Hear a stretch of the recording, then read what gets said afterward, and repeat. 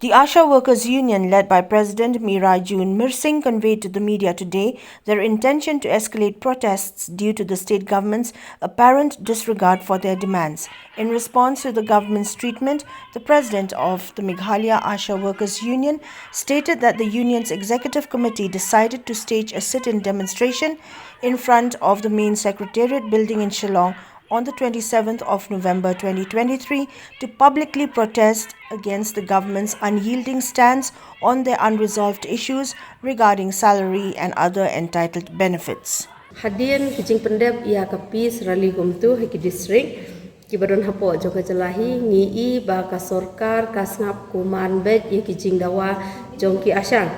kada hadu menta nakaliang jongi health minister jongi isngap bet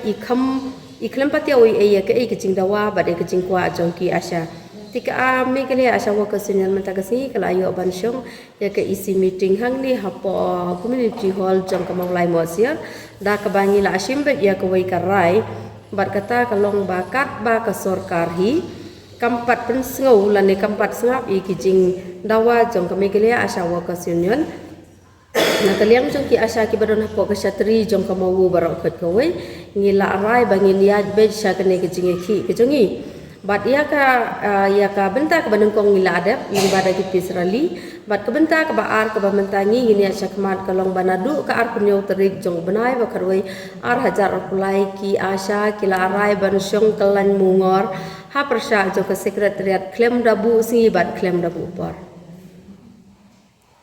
Cabinet Minister and spokesperson of the MDA 2.0 government, Paul Lingdo, addressing reporters today, acknowledged the challenges in meeting all public demands. He emphasized the government's willingness to engage in open discussions regarding concerns raised by the Meghalaya ASHA Workers Union and the general public. Ngasko nakaliang kajong menteri badai baik dengan department kong amperin indok tidak siap hai gani kam de hakadong kam madhunut ya barok de sitom ha amar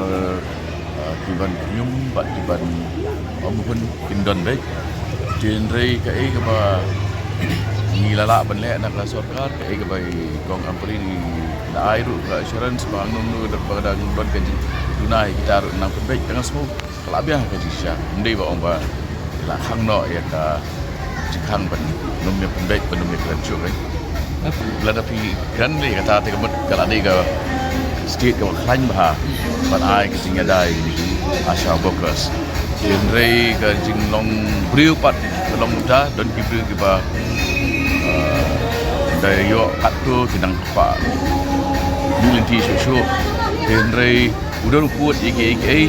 but gim simlale benjiki kumba ong mapi kadai gawe gejala wala ai ya remuneration ke ba biang tam na bring babun gejala hamtam hang ni notice Meghalaya la le ba wedi bi ASHA Workers yang kisah daga kam susah ba kali kata kan ba di belong free ba yawan sifat banikan hamtam ba kani ke involve ya interest ke jongki ngambi ba balik di ban kemudian dia ni ban sudah surok ke linti dong ki ai ba kini itu ya